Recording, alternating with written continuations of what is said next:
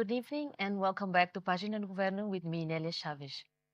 As always, this program is a space for dialogue between the government and the citizens, promoted by the Office of the Government Spokesperson under the Ministry of the Presidency of the Council of the Ministers.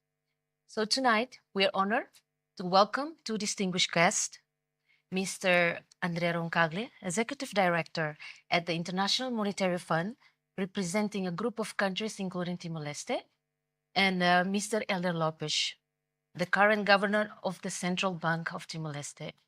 So together we will explore how Timor-Leste is facing the global challenges while preparing for a stronger, more resilient and sustainable economy. So good evening and thank you both for being here with us. So before I start, I would like to ask Mr. Roncaglia to briefly introduce yourself, please. Thank you so much. It's a pleasure and an honor to be here. My name is André Roncaglia. I am the Executive Director representing Timor-Leste at the International Monetary Fund. So basically, my work is to facilitate the communication between the institution and the authorities here in Timor-Leste. I have the honor to work alongside Governor Lopes, and also the Minister of Finance. And basically, the idea is that the fund, when engaging Timor-Leste, that understands its challenges, understands the circumstances that it faces, and particularly how it receives the shocks and the different circumstances in the world economy. And the fund basically does three things. It does surveillance, which is basically identify risks to the global economy, but also to the countries. It can lend money if the country is in need in a situation of a crisis, but it also helps the country to build what we call capacity. So it's the ability to raise statistics, to have an adequate fiscal policy, how the government spends and collects money, but also how the central bank deals with the central banking and guarantee a stable economy and a stable financial system. So my role, honored to be representing Timor-Leste at the board of directors of the fund. Thank you. Let's start by looking at the global situation. The world economy has been facing a lot of uncertainty, marked by political tensions, shift in trades, and fluctuations in the energy prices. I would like to direct the first question to you, Mr. Roncaglia. From your perspective, how are these global challenges affecting small and vulnerable economies like Timor-Leste? So whenever we have global shocks, basically to small open economies, the impact comes very fast, it lasts longer, and it takes to hit very hard. So talking about in general, there are three channels. The first one is imported inflation. So depending on how much the economy depends on imports for food, for fuel, for energy, and other inputs for production, then whenever you have a price increase, it translates almost immediately into an increase in inflation.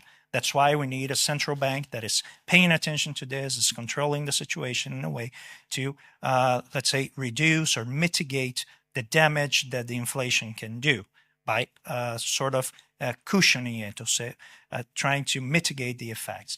The second channel is what we call fiscal volatility. So this may impact how the government can collect revenues.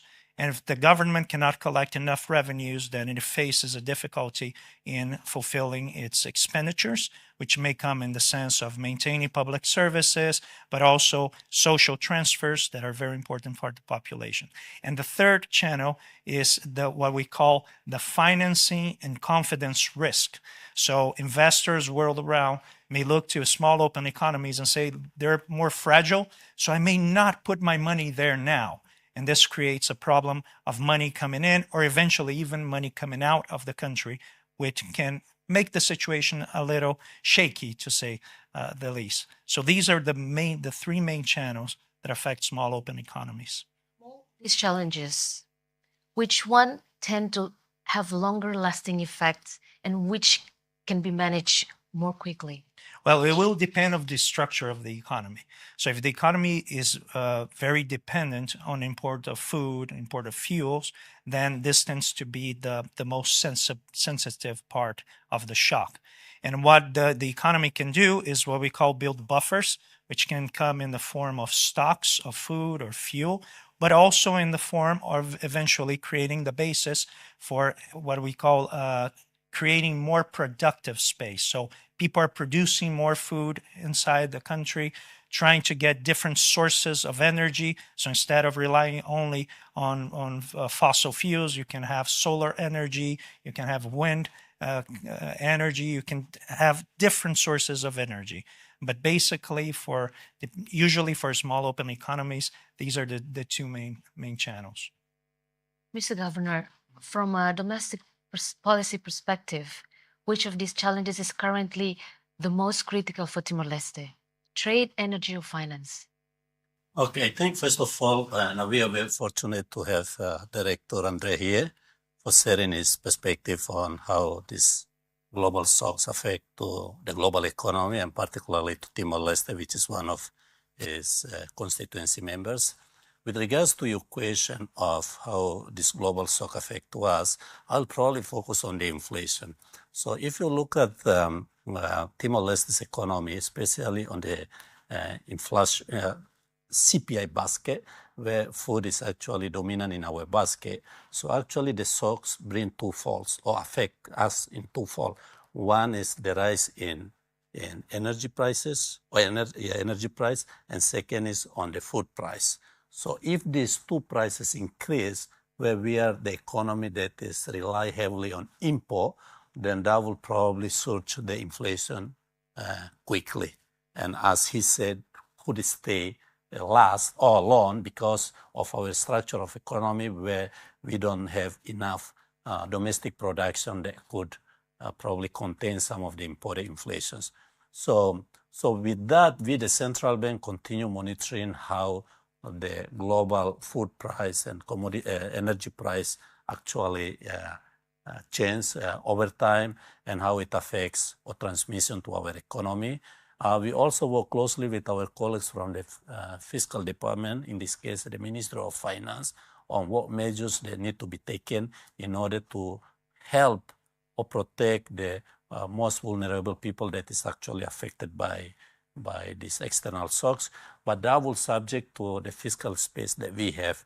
So I think to answer your question, the one that really affect to us in terms of this external shock is actually the inflation or the price increase. And I think we have seen this where the energy price, the fuel price is actually increased, and the government is taking the fuel subsidy. Hopefully that will probably address some of the downside risk that people are actually bearing. But I think the most important thing is, as Andrea just mentioned, that it's very important for us to understand how this shocks transmission to our economy affect to the people, and we need to design policy that could help our people, but we also need to make sure, bear in mind that the policy that we design are actually we design in the sense of we are capable to implement the policy, and then we have to withdraw the policy or come to the normal situation when things are normal. In our country, in a country like ours, where we use the US dollar, what are the risks of relying mainly on government spending to stabilize the economy? So, linking using the US dollar to inflation, with the current situation where the external shock is actually affecting or transmitting to our economy, I will probably say right now we actually benefit from using US dollar. Why? For example, compare US dollar with rupiah of Indonesia, where actually most of our import is coming. Indonesia's rupiah is actually depreciate a lot compared to dollar. So in this case, we actually contain some of the imported inflation that's supposed to come from Indonesia.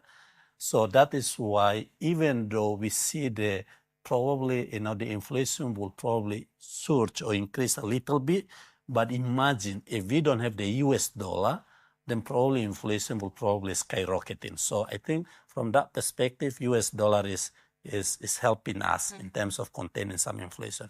If I put in the broader context of how US dollar helps us, from the perspective of we invest our petroleum fund mostly in US dollar asset, I think that also help us a little bit in the sense of given that many investors are actually looking for the safe haven, so they go to the U.S. market, investing in U.S., and that will actually make the U.S. dollar index strong, and that help us as well. So beyond managing the external pressures, the key question is how can we build a stronger economy for our future generations? So one of the biggest challenges for Timor-Leste now is diversifying its economy. Mr. Governor, how can our financial system better support this diversification agenda, especially when it comes to helping business grow and creating more job opportunities? Correct. So in that sense, access to finance is very important. We continue try to work together with our industry, especially the banking sector and also beyond the banking sector, to help our economy by channeling the liquidities that they have to the economy through credit. The challenge that we have right now is that we have not a lot, but quite a number of liquidity sitting in the financial industry, but it's not really channeled to the economy because of the perception of high risk lending environment. So in that sense, we, the central bank, is trying to fix the lending environment together with the government, and hopefully that will help both the supply and demand in the lending market, to meet, and that will support the economy diversification. We cannot go directly into how to diversify the economy, but our responsibility is how to create conditions where the financial liquidity could be channeled to the economy, especially to the potential sector that could diversify our economy, so that the private sector can use this money to build their businesses, and hopefully they could contribute to the economy diversification. I think, just to make a reference, last month, once we launched our annual economy report, our special edition of the report was on the private sector development. And then during the launching, we facilitated the dialogue between government and private sector.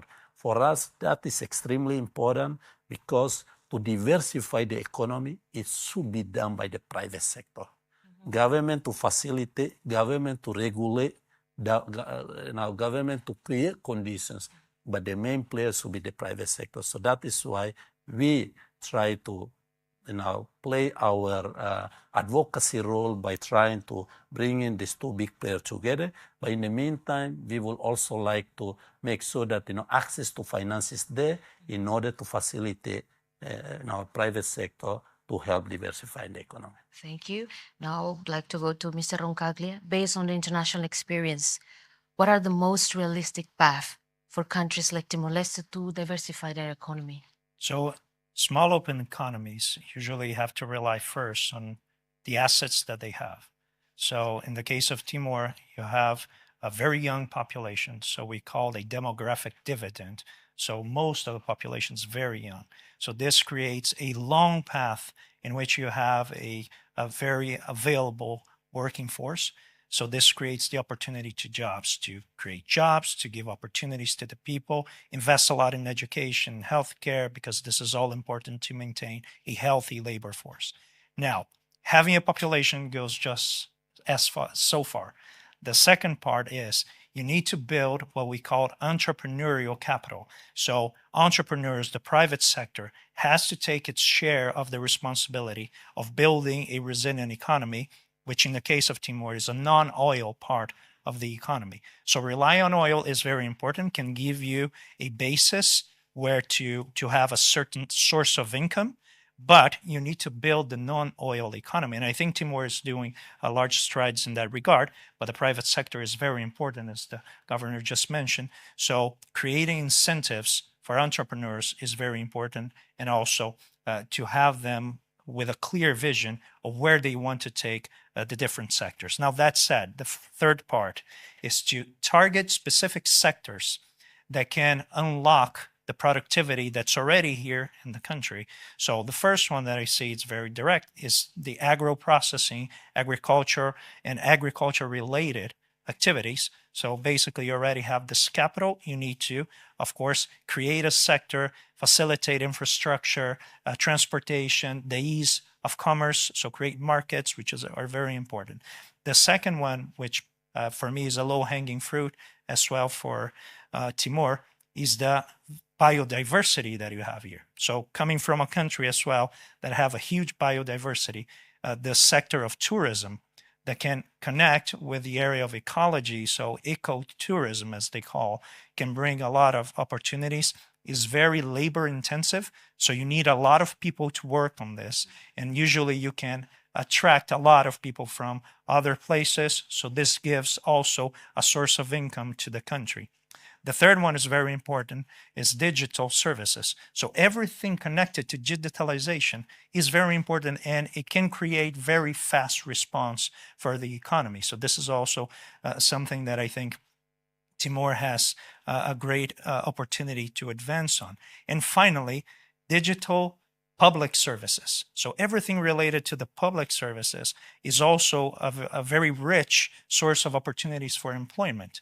And this you can use with the resources that you have, of course, and then can create a better, let's say, basis for the private sector to prosper. So you can facilitate the collection of revenues. You can understand which group of people need social transfers the best. So you can target social transfers to protect the most vulnerable. You can target subsidies to sectors that have public effects. So a few sectors sometimes the private sector doesn't have enough incentive to go in because the benefits, they tend to be shared with the population without them having to pay. So for instance, if you have a public park, so the public park, everybody enjoys the park, but who is paying for that? So whenever you have a public good, it is important that the government steps in, provides some subsidies so that service can be provided, but of course, incentivizing the private sector.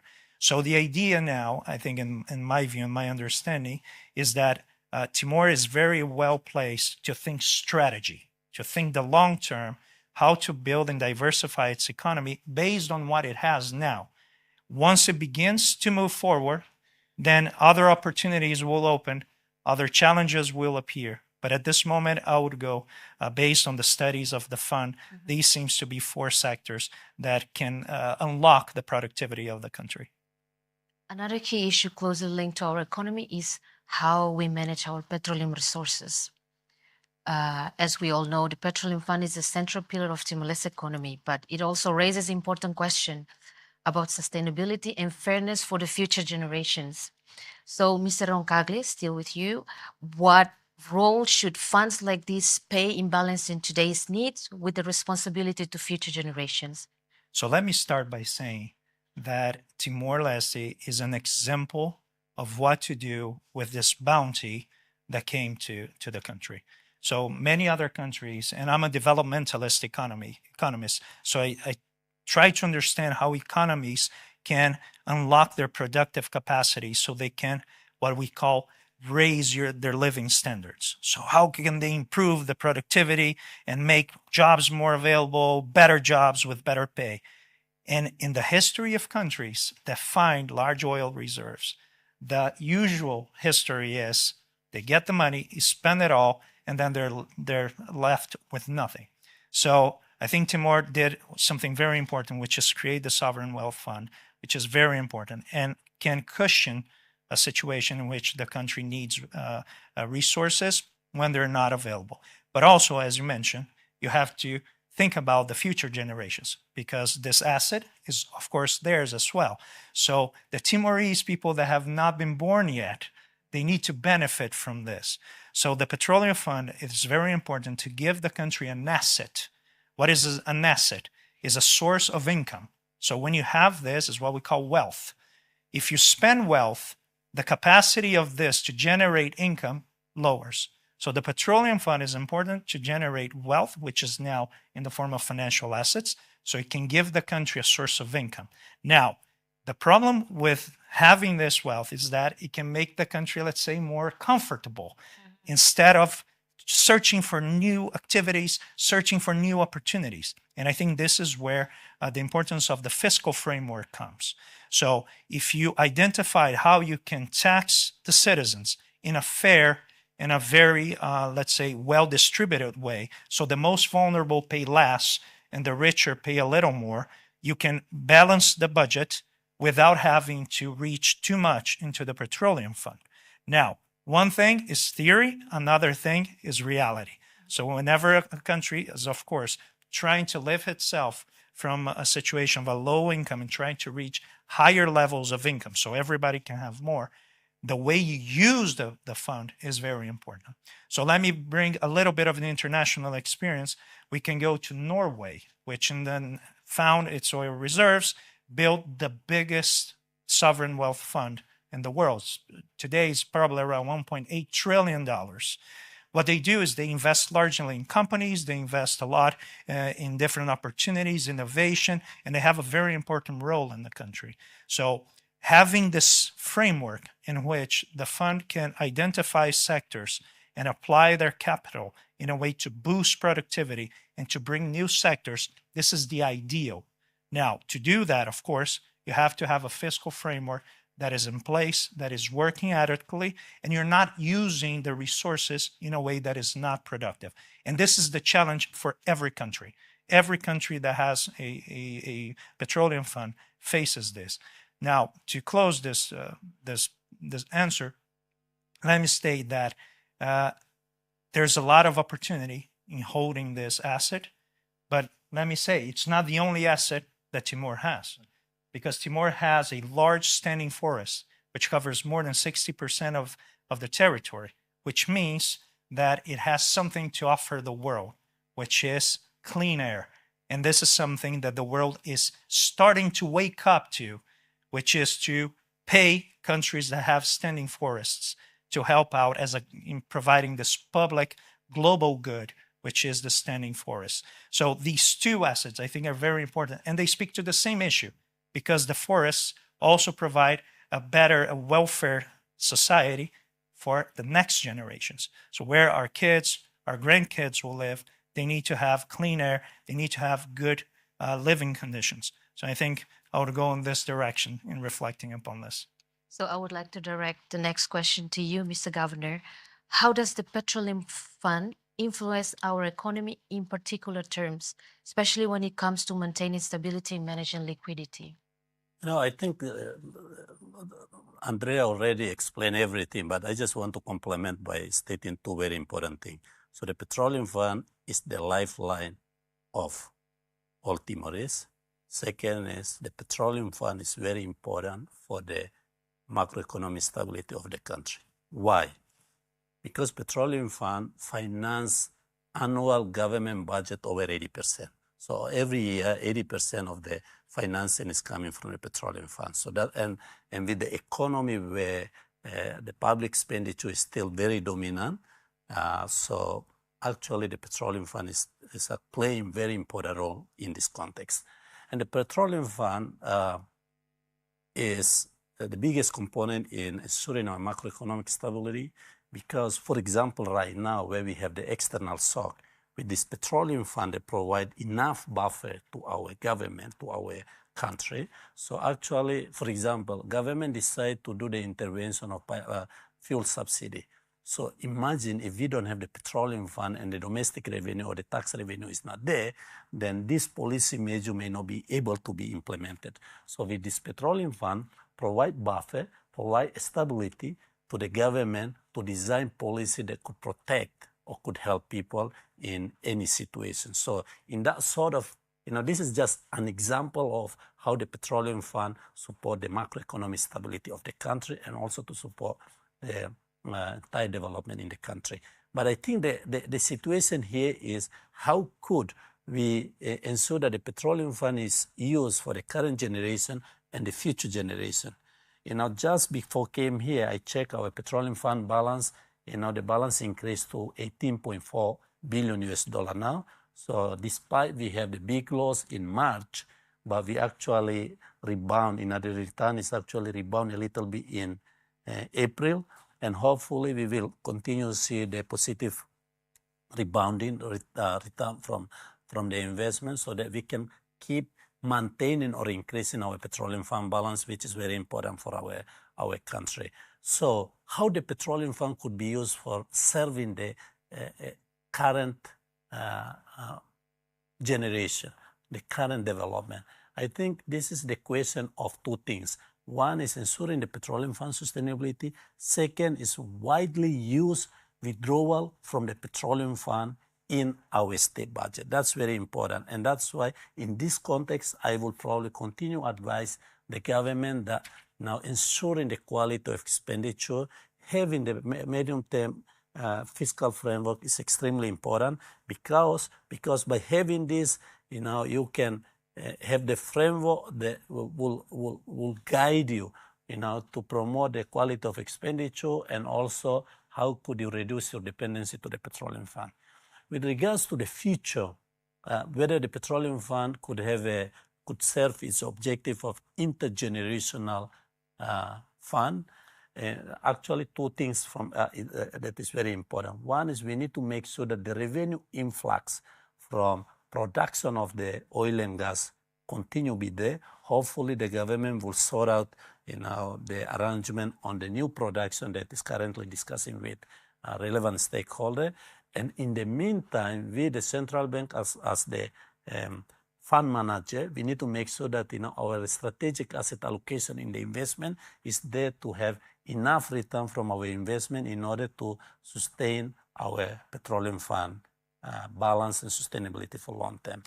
But the most important thing is the government withdrawal from the petroleum fund has to be controlled, has to be widely used, because otherwise, if it is politically motivated and we do not control on this, that could probably jeopardize the sustainability of the petroleum fund. And one more thing that I will probably like to share with you and with everybody is that with the economy that that is dominated by the budget of the government, and in the other hand, we don't have the monetary policy. Petroleum fund is important because petroleum fund will sustain the fiscal, but we need to make sure that despite we have this buffer where we can tap in, they could sustain the fiscal, the budget of the government, but we need to make sure that contribute to the economy in a healthy manner, not overheating the economy, because otherwise you have the money, you want to spend, but in the meantime that could also create the downside risk for the people, and that's not good. So that is what we are trying to do together with our colleagues from the Ministry of Finance, that we need to protect the sustainability of the petroleum fund, but we also need to make sure the use of the petroleum fund is to the maximum benefit of our economy and our people. Do you believe that our financial buffers, like the petroleum fund and the foreign reserves, are strong enough to protect us from the global shocks? Right now, this is actually the biggest component of our resilience. The existing external shocks, we can actually we actually be able to sort of mitigate some of the risk because we have this buffer. For example, what I just mentioned, the government is providing fuel subsidy. The government can do that despite the domestic revenue is small. The government can do that because they have the petroleum fund. Imagine if the government would like to go beyond the fuel subsidy, providing some cash subsidy or food subsidy, they can still do that because of the petroleum fund that I just mentioned. So in that context, actually right now, the biggest component that contribute to our resilience against these external shocks is actually the petroleum fund. Last thing that is very important, and the governor mentioned, is how can we widen the productive base of the economy? The public sector need to address, in order to facilitate the economy.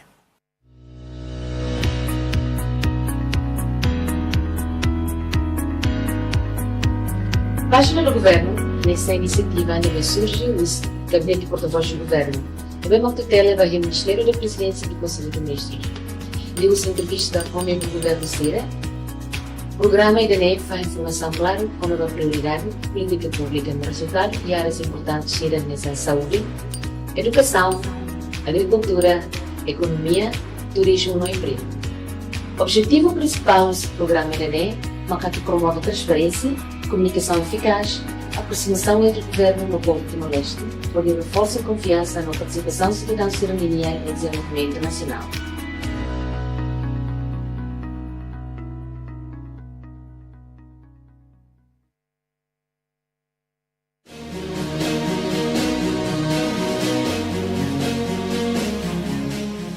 In 2025, Timor-Leste's economy is projected to grow by 4.6%, slightly higher than 4.3% recorded in 2024.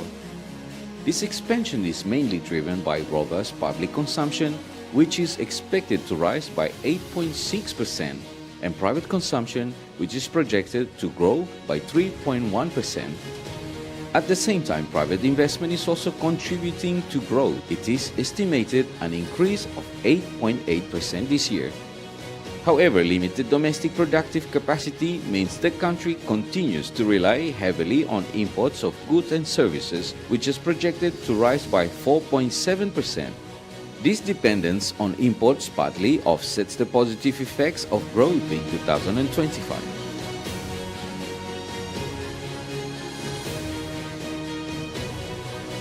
Domestic inflation has remained very low in 2025. The annual average rate for the full year it is expected to be 0.5%, down from 2.1% last year. This inflation is mainly the result of declining global food and energy prices in recent months. In terms of the external sector, Timor-Leste continues to experience current account deficits, recording $701.4 million in 2025. This deficit is mainly driven by the persistent trade imbalance. For trade of goods, non-oil imports for the year 2025 totaled $960 million, representing an increase of nearly 4% compared to the previous year. When assessing imports by commodity, the 5 most imported items were: fuel tops the list at value of $207.8 million, with most of it coming from Taiwan. Vehicles are next at $115 million, largely from Indonesia. Then comes cereals at $66.3 million, mostly rice from India. Machinery amounted $63.6 million, primarily sourced from China. And finally, electrical equipment amounts $51.1 million, also from China. What about exports of goods? The non-oil exports amounted to only $41 million, consisting mainly of coffee at $35.8 million, while other agricultural products remain limited, with exports remaining far below imports. This has resulted in a large trade imbalance and significant economic leakage. Regarding remittances, until December 2025, inward worker remittances amounted to $182 million, down 14% compared to last year. Outward remittances reaches $109 million, an increase from the same period in 2024.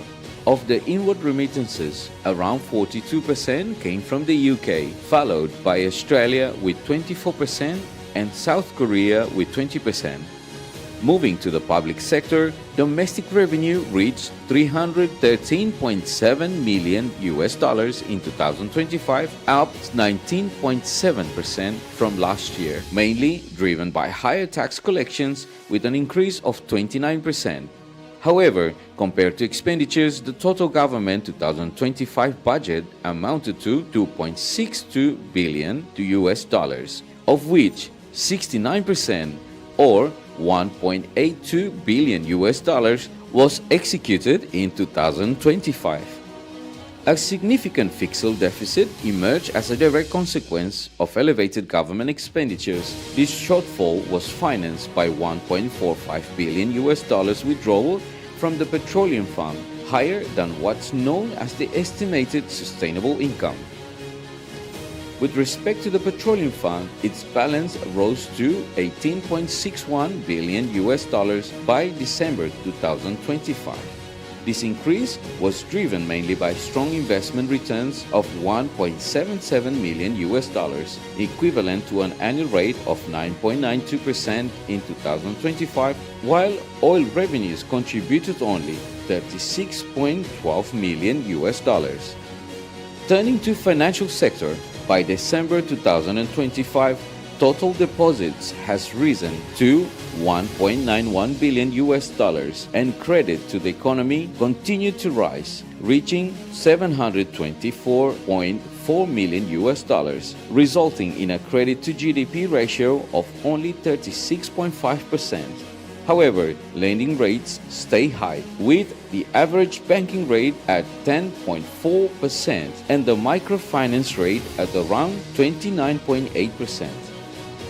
Let's look at the financial system. It holds $2.93 billion in total assets, but here's the catch: $1.69 billion that is held overseas.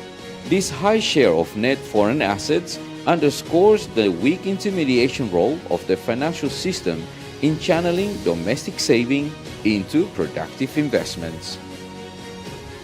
This is the economic performance of Timor-Leste in 2025. So now let's turn into another key issue that directly affects people's daily lives, which are inflation and the rising cost of living. Like, we felt it, whether the food prices or the basic household expenses. So, Mr. Governor, still with you, how do you see the current inflation situation in Timor-Leste?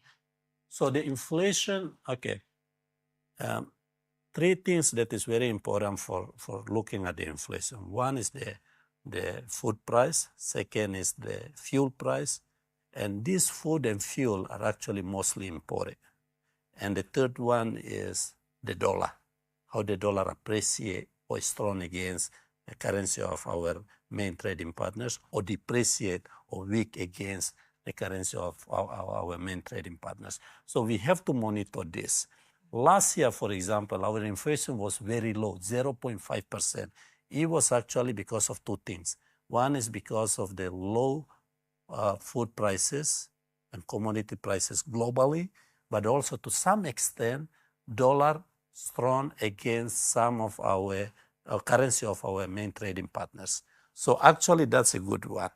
This time around, with this external shock, the ongoing war, how these three factors play. Actually, we continue to monitor how these three factors play against contribute to the inflation in the country. But I think in the beginning of the year with the central bank, given the history of our inflation, we set our inflation target to 2% for 2026. The government set for 4%. So we continue to monitor how the shocks actually transmit to our economy and how it affects to the inflation. But the most important thing, which is for the medium to long term, we have to, because these two, especially commodity price, fuel price, actually external, depend on the import. I think we need to probably increase our productive capacity domestically so that we can probably try to match between the domestic demand and domestic supply, so that if we face external shocks, then at least we can mitigate some of these shocks by having the domestic production that could contain some of the imported inflations. So what I would like to say is that, well, we continue to monitor the shocks impact to our inflation. Right now, central bank role is, we say wait and watch. But in the meantime, also coordinate with fiscal authority to make sure that, if there are any necessary measures that we need to take, we take it. So, Mr. Roncaglia, based on your international experience, could you please share with us your perspective? What policies work best to manage rising prices, especially for food and fuel in small economies like ours? So let me just add something that the governor said I think is very important. When you're talking about small open economies, the importance is you cannot avoid external shocks because you're not the country producing it. This is being produced elsewhere, be it because of conflict, be it because there's a monetary policy in the case of the Fed as a Federal Reserve that controls the dollar that is used here in Timor. But what you can do is avoid that these external shocks become social instability. And I think what the governor mentioned is exactly that. So every single instrument that the government can deploy to mitigate the effects, to cushion the effects on the population, they should do it. The problem, and I think the main challenge, is how to identify for how long you can do it and how wide you provide this instrument. You don't want to have people that have a lot of resources benefiting from something that is taken out of the government purse. So people that can absorb this shock in their own of budget, the family budget, people that are better off, they have more resources. Then these people, they have to weather this by themselves because they can. Now, the most vulnerable part of the population, they don't have anywhere to go. So they need the support of the government, and that's why the government has to tackle. And this brings me back to the issue of the fiscal. Now, the fiscal has to take care of things that are happening now, but it also has to take care of things that will happen in the future. And that's why we call economics the sad science, right? Because you always have to make very difficult choices, sad choices, in which you cannot attend to your wishes at the moment, because you're buying time, you're getting something in the future, be it for you and yourself in the future or the coming generations. So all that said, the first thing that is very important is that the fiscal framework be in place. It can help out the most vulnerable, but also sustain the economy in the sectors that are most important. Because when you have a shock, the tendency is for prices to rise and employment to fall, because activity tends to become less certain. So investment drops, and that's where the government can come in and help the economy to at least sustain a little bit of this activity. Now, what we don't want is that in this process, that the money is wasted. What is wasted money? Either money that goes out of the country and never comes back, or money that does not create more opportunity, that does not circulate in the economy and creates jobs, creates more income, that makes entrepreneurs more confident about the future, so they employ more people, they keep producing more.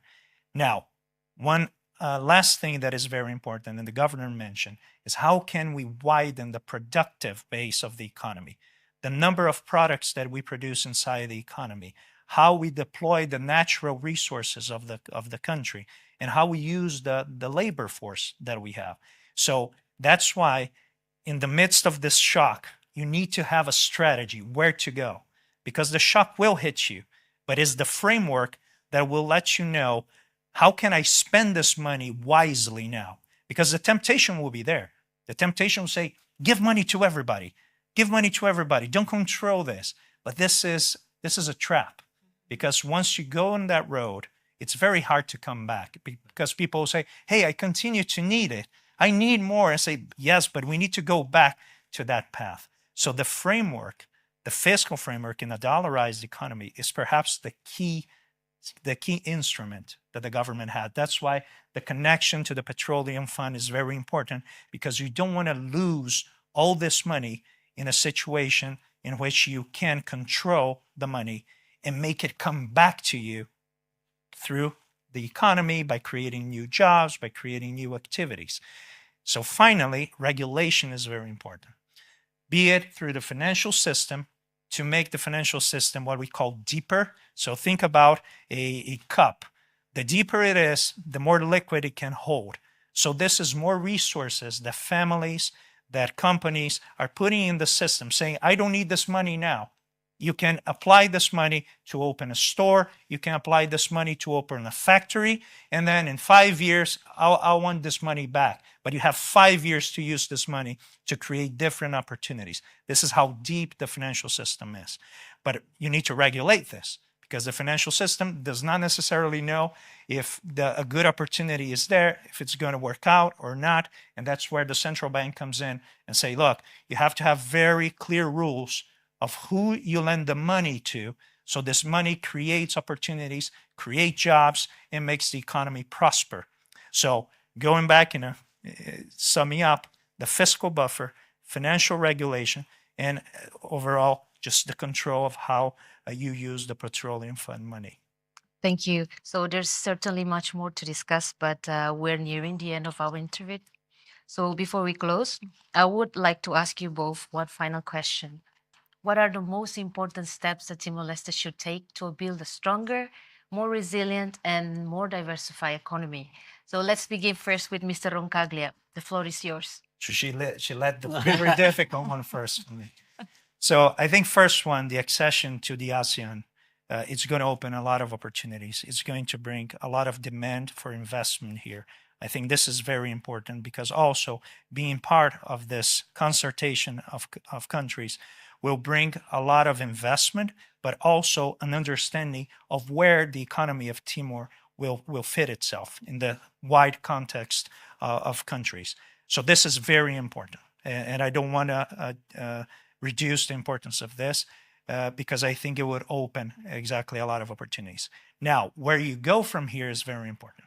So I think one thing is very important is that for the key and essential sectors of the country, that you keep the control of these decisions inside the country. So something that my economy, Brazil, has already faced is what we call denationalization. So the control of the decisions happen in other countries. So you don't have, for instance, if you're taking care of the production of foods, stuffs, the decision is taking place elsewhere. So if you need food to be produced there, it might not be the interest of the company that is in another country. So you need to have that control inside. Now, it's not up to me to tell the authorities which are the key sectors, but the key sectors, in my view, should maintain a domestic control exactly because they're vital. So whenever a shock hits, the country needs to have the production system in place to help out the population. So food security is absolutely important, and this is something that builds resilience. So not to have your availability of food widely dependent of the shocks that happen elsewhere. This is something that needs to be constructed, okay? No country built this overnight. And again, I come from a country that is a huge producer of animal protein, of cereal, and we still have challenges in this regard. The second one is energy. So try to find diversification of energy sources so you can distribute the demand for energy depending on where the shock comes from. And energy is very important for the entire economy to function. And finally, to maintain what is your main asset in this regard, and again, I'll go back to the petroleum fund and your biodiversity. I cannot stress enough, we're entering a world in which biodiversity will be a very scarce good and asset. So the countries that have it, the countries that preserve it, will be paid for it. Not now, we're still building this, but eventually countries will be paid for having standing forests. This is the future I see. And these three issues that I brought will help build a more resilient economy. Now, a fully resilient economy, to this date, we have not known yet. So it's something that I think the next chapters will bring the challenge to many nations facing this issue. Thank you, Mr. Roncaglia. Let us now turn to the governors to share his perspective. Very important question, but I will approach this by a formula of 2-3-1. So two challenges. We have to tackle or address these two key challenges, the fiscal balance and trade balance. We still have the problem of high fiscal deficit and high trade deficit. So we need to make sure that we come with, as Mr. Andrea just said, that we have to have the fiscal framework, the aim for addressing the fiscal deficit in the future, and also we need to increase the productivity domestically to reduce the trade deficit. So the two challenges, the high fiscal deficit, high trade deficit, has to be addressed. I even say this is actually the two biggest disease that we have in our economy. We have to address this. And the three things, I call it the facilitation, three facilitations that we, the public sector, need to address, in order to facilitate the economy. So the first facilitation is invest in human capital.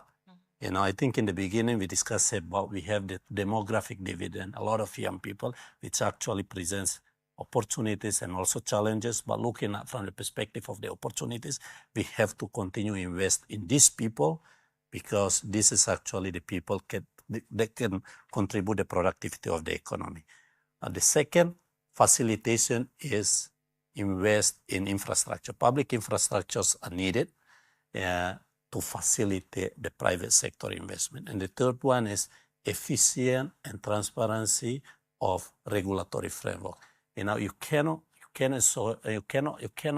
continue doing the campaign of attracting private investment, either it is domestically or foreign, if you don't have efficiency in your legal framework, you don't have a clear or transparent in the implementation of your legal framework. So these three facilitation is important. Invest in human capital, invest in infrastructure, and making sure you have efficient and transparent legal framework. And the last one, which is I say 231, the last one is actually the objective. So we want the economy to be led by the private sector and focus everything on the private sector-led economic growth. That is extremely important. Right now, our economy is driven by public sector, but we have to work together. Everybody have together to support the private sector development. That is extremely important. And we, the central bank, we need to make sure that our industry, the financial sector industry, is able enough, is robust enough, is deep enough to support the private sector development, so that we can have a resilient economy, inclusive economy, a diversified economy, and a sustainable economy in medium to long term. Again, thank you both very much for joining us tonight and for sharing your insights. So tonight's discussion has highlighted something very important. While global challenges are real, Timor-Leste also has strong opportunities to secure a sustainable future through sound policies, strong institutions, and long-term planning. So with that, we come to an end of today's edition of Página do Governo. Thank you all for watching, and we look forward to seeing you next time with more conversations that matter to Timor-Leste's future. Goodbye.